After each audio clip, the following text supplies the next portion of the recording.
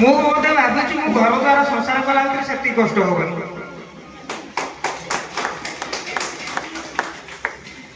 9 ବର୍ଷ ହେଲା ବାପା ମୋର ପାରାଲିସିସ୍, ତାପରେ ମୁଁ ଏ ଯୋଉ ଅଭିଯାନଟାକୁ ନେଇ ଚାଲିବାକୁ କଣ ଯେ କଷ୍ଟ, ମୁଁ ଏ 4 ଦିନ ଭିତରେ ବହୁତ ମାନେ ଭାବିଛି, ଚିନ୍ତିଛି। ତାପରେ ଚିନ୍ତା କଲା ପରେ ସବୁ ସାଙ୍ଗକୁ ମୁଁ ଖୋଜିଛି, ନମ୍ବର ନାହିଁ ବୋଲି କାହା ଘର ଦ୍ୱାରା କାହା ଭାଇ ବନ୍ଧୁକୁ ନମ୍ବରକୁ ନ ମାଗିଛି ତାର ମାନେ ଠିକଣା ବି ନାହିଁ। ତାପରେ ବି ସମସ୍ତେ ଆସି ପହଞ୍ଚିଲେ, ବହୁତ ବହୁତ ଧନ୍ୟବାଦ। କିନ୍ତୁ କିଛି ସାଙ୍ଗ ମୋର ରହିଗଲେ ଯେଉଁମାନେ ବାହାରେ ଅଛନ୍ତି। ତାପରେ ବହୁତ ପରିସ୍ଥିତି ଯାହା ଖରାପ, କିଛି ଲୋକଙ୍କର ଡେଥ୍, ଶାଶୁ ଡେଥ୍ ହେଇଛନ୍ତି, ତ ସେଥିପାଇଁ ବି ମୁଁ ବହୁତ ଦୁଃଖିତ। ସେ ଯଦି ସମସ୍ତେ ଆସିଥାନ୍ତେ, ମୁଁ ଆହୁରି ଭାବୁଥିଲି ଯେତିକି ଜିନିଷ କରିବା ପାଇଁ ଆଗ୍ରହ ଥିଲା, ମୁଁ ଆହୁରି ବହୁତ କିଛି ଖୁସି ହେଇଥାନ୍ତି। ତ ମୁଁ ଆଉ ଆ ବିଷୟରେ କିଛି କହିବାକୁ ଚାହୁଁନି, କିନ୍ତୁ ସମସ୍ତଙ୍କୁ ଅନୁରୋଧ କରିବି ସବୁ ବର୍ଷ ପାଇଁ ଏଇ ଜିନିଷଟାକୁ ମନରେ ଟିକେ ରଖି ଚାଲନ୍ତୁ ଏବଂ ସର୍ବ ସମ୍ମୁଖରେ ସାର୍ମାନଙ୍କୁ ଟିକେ ଗୁରୁତ୍ୱ ଦିଅନ୍ତୁ। କିନ୍ତୁ ଆମ ଗହଣରେ ତ ଆହୁରି କିଛି ପୁରୁଣା ସାର୍ ଆମର ନାହାନ୍ତି, ଯେଉଁମାନେ ଆମର ପାଖରୁ ଦୂରରେ ବି ଅଛନ୍ତି, ପ୍ଲସ୍ କିଛି ରିଟାୟାରମେଣ୍ଟ କରିଗଲେଣି। ତାପରେ ମୁଁ ଆଜି ବି ବହୁତ ମିସ୍ କଲି ପୌ ସାର୍ଙ୍କୁ। କାଲି ବି ଚେଷ୍ଟା କରୁଛୁ ପୌ ସାର୍ଙ୍କୁ ଆଣିବା ପାଇଁ, କିନ୍ତୁ ସାର୍ କହିଲେ ନାଇଁ, ଯଦି ଯିବି ମୋତେ ଯିଏ ନେବେ ତାହେଲେ ମୁଁ ଯାଇକି ନେବି। ତଥାପି ଆମେ ରିକ୍ୱେଷ୍ଟ କରୁଛୁ, ଆପଣ ଆସି ପହଞ୍ଚନ୍ତୁ, ଆମେ ଯାଇ ଆଣିକିରି ଆସିବୁ। କିନ୍ତୁ ସବୁଠାରୁ ଗୁରୁତ୍ୱ ଭୂମିକା ଆମର ଥିଲା ଗିରି ସାର୍, ସଞ୍ଜୟ ସାର୍, ପୌ ସାର୍। ଆଉ ବାରିକ ସାର୍ ତ ଛାଡ଼ନ୍ତୁ, ମୋତେ ଥାପୁଡ଼େଇକିରି ନେଇଛନ୍ତି। ଆଉ ମାଡ଼ ମଧ୍ୟ ମୁଁ ଭାବୁଛି ସଞ୍ଜୟ ସାର୍ ଠାରୁ ବେଶୀ କାଠାରୁ ମାଡ଼ ଖାଇବି। ଆଜି ବି ଯେତିକି ଯାହା ଭାବିଛି, ଯେତିକି ହେଇଛି, ସେତିକି ମୋ ପିଠିରେ ବସିଛି ବୋଲି ହେଇଛି, ନହେଲେ ସେତିକି ବି ହେଇନଥାନ୍ତି। କିନ୍ତୁ ଆଉ ଆ ବିଷୟରେ ବେଶୀ କହିବିନି। ଆଗକୁ ନବା, କେମିତି ଭଲ ମନ୍ଦ ସୁରୁଖୁରୁରେ ସାରିବା, ସେଇଟା ମୋର ବହୁତ ବହୁତ ଇଏ। ଆଗକୁ ସମସ୍ତେ ଆସି ସହଯୋଗରେ ହାତ ବଢ଼ାନ୍ତୁ, ଏଇଟା ମୋର ବହୁତ ବିନମ୍ର ଭାବେ ଅନୁରୋଧ ଆପଣମାନଙ୍କୁ ସମସ୍ତଙ୍କୁ। ଧନ୍ୟବାଦ, ମୁଁ ଏତିକି କହି ରଖୁଛି।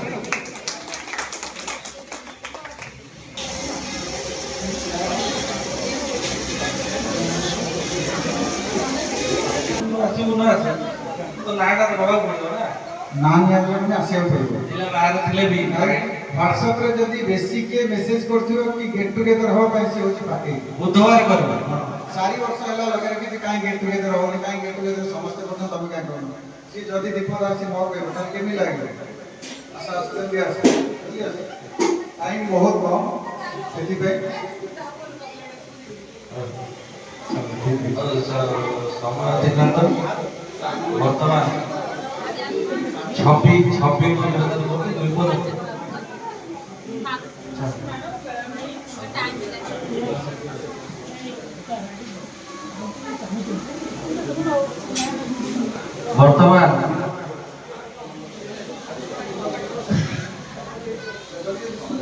मोर सहपाठी मो साइड मोर बड़ भाई हेले भी आम सहपाठी प्रथम हो बड़ भाई मान भाई से तार जीवन अनुभूति कह बहुत समय लुचिचु गंधी गचर गंठी पकईचु माड़ हम हाँ हाँ सांग लुचिचु किंतु लुचिला भितर भी तादरे अच्छी आम सफलता भी पाइबू गोटे बहुत माड़ खाए कहली मो सफलता विषय कहली गोटे सफलता पाई छोट सफलता गोटे आप्लिकेसन माड़ खाई से माड़ मारी आम से क्लास टीचर थे आम बारिक सार माड़ मारी कहीं अष्टम पढ़ुला बेले सार तो मन थी कहते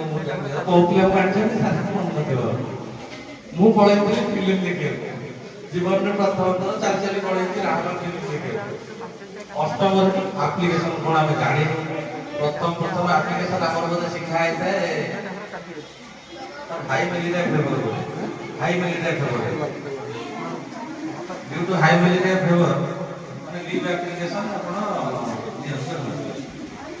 मु आसली तार लिखिदेली गोटे तो शिखी आप्लिकेशन माने ए आ मु जानि तो लिखिदे कि पळे आइली और दिन आसी टेबल पर थोइ दिली आर आसले प्रस्ताव देले देखले आप्लिकेशन का मानस आस कोन हेतिला तो मु मानसा जोर जोर कोन तो हाई मिलिटा फेवर हला गोटे दिन रे भलो हेला जोगो एमति मु मो मार 10 का जानि मो 20 जगह जाइथिली फिल्म देखे ता 10 का जानि आइथि गाड़ी रे जाय सार जानि मो मां ना कोन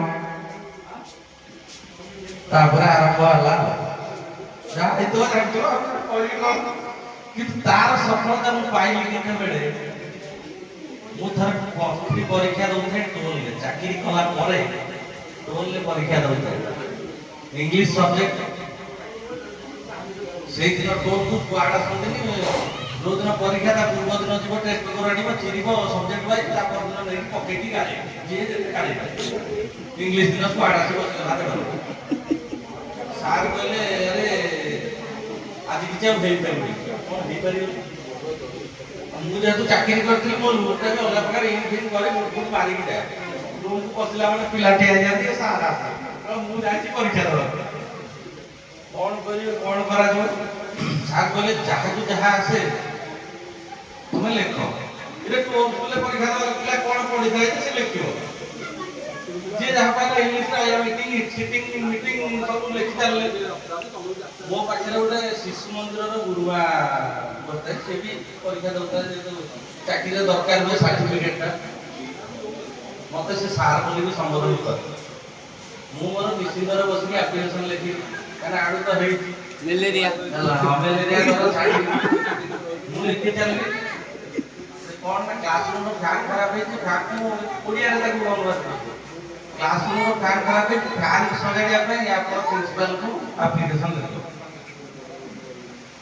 ମୁଁ କଥା ବେଶୀ ପାଠୁଆ ସେଠି ଦେଖେଇଲି, ଗାଳି କ୍ଲାସ ସାରା ସବୁ ପିଲା ମୋରି ଖାତାରେ ପକେଇଛନ୍ତି। କ'ଣ ନା ଆପ୍ଲିକେସନ କଥା ଯାଇ ପହଞ୍ଚିଲା କୋଉଠି? ପ୍ରିନ୍ସିପାଲଙ୍କ ପାଖରେ। ପରଦିନ ମୁଁ ଗଲା ବେଳକୁ କଥା ପଡ଼ିଛି ମାନସ ସୁତାର କିଏ? ପିଅନ ଆସି ଡାକିଲା, ମାନସ ସୁତାର ଭିତରେ କିଏ? ନା ସାର୍ ଡାକୁଛନ୍ତି। ଯାହାହେଲେ ଚାକିରି ଯୋଉଠି ବି କରିଥାଏ, ପରୀକ୍ଷା ଦଉଛି ମାନେ ତ ଗୁରୁମାନଙ୍କ ତଳେ ଆମେ ନା।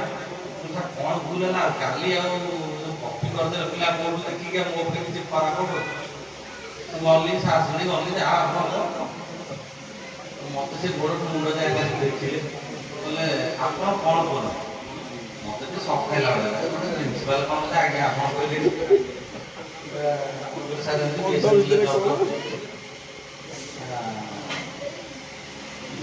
ପରୀକ୍ଷା କାହିଁ କିଛି ବ୍ୟସ୍ତତା କାରଣରୁ ପାଠପଢ଼ା ବ୍ରେକ୍ ହେଇଛି। ଆମ କଲେଜରେ ଆପ୍ଲିକେସନ ଲେଖିବା ପ୍ରଥମ ଅସୁବିଧା। ସେ ଆଶ୍ଚର୍ଯ୍ୟ ହେଇଗଲେ। ତାପରେ ଶେଷ ସଂକେତଟା ମତେ ଦେଲେ, ଛାତ୍ରକୁ ବନେଇଦେଲେ, ଆଣିଛି ତମେ ଦବ।